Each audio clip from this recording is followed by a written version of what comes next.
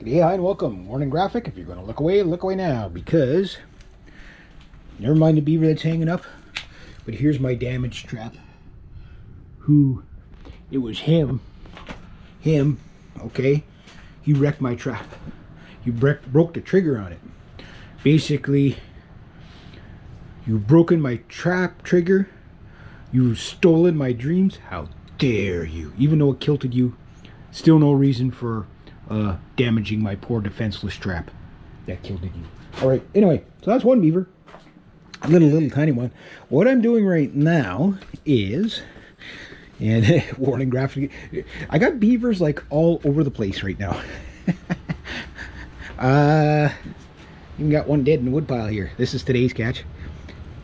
Cute little guy, not very big. I think he's even smaller than the other one, poor little thing. Very soft, and still a little wet. I'm trying to dry him out. Get him. If you're gonna dry them, yeah, try to get it, because I'm gonna try to skin this one today. But look at how prime that one is. That one's nice. Shouldn't be handling it. One thing to watch out for these guys is beaver lice. This one doesn't have it. You'll know them. Creek beavers are bad for them, but if you got beaver lice, you get stuff like that you want to get out. I'll brush all that out. That's a really nice little beaver.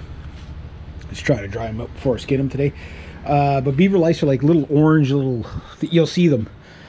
So what I'm doing here is I'm just sizing my, seeing if I've got the proper size stretcher for them. So before I flesh them, I tend to, the stretchers are always the thing that's going to take you the most time to get set up. Now that one, this was probably going to be too big, and this one's kind of rickety too, so I got to repair it before I do that. Maybe, hopefully it's this big anyway.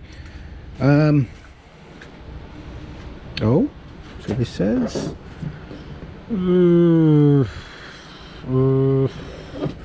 that's border. This might be too big. Dang. I'll try the next one down. You don't stretch the pelt to the line. What you're going for is fur density. Now hopefully this one, oh, this one's really nice and strong. I'll be building a newer version of this. This concept works great. That 62-pound beaver is drying really nicely. In less than a week, he's like almost dry. I'm gonna get to the drying times. I think this might be the, yeah, that's the one. So good. That'll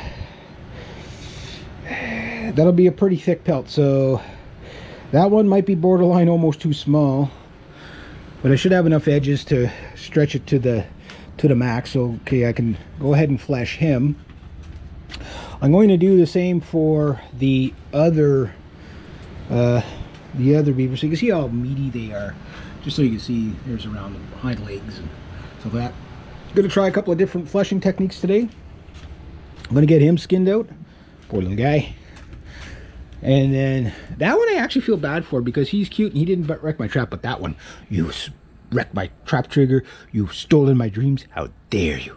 And that one's going to be really small. That one I think is going to be, he's definitely not going to be on that. He might be on that one. The smallest beaver I ever caught in my life went on this one. So you can just get an idea of how small they are.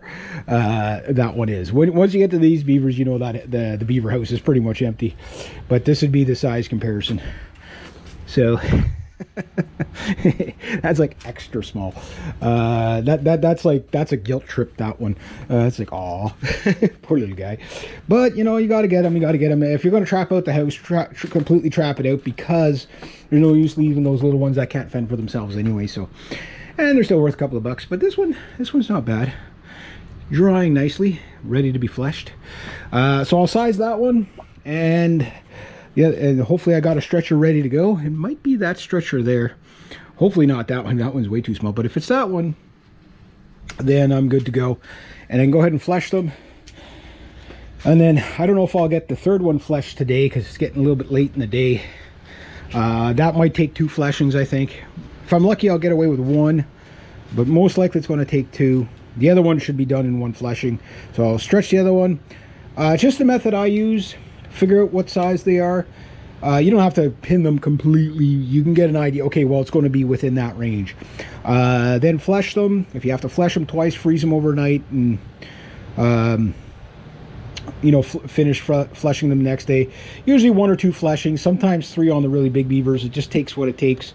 And especially this time of year when they're prime, these are all prime beavers right now. This is, like I say, there's no use catching the beavers early when it's easy. You got to catch them under the ice when it's cold and the furs are nice and thick. I mean, see this here again, that's a nice little beaver pelt. So anyway, I'm going to size the other one. I'll get him skinned today, maybe sized today, and if I'm lucky, if I get all 3 of them fleshed today and done, these ones will be definitely making it to the fur trade, and cha-ching, there we go.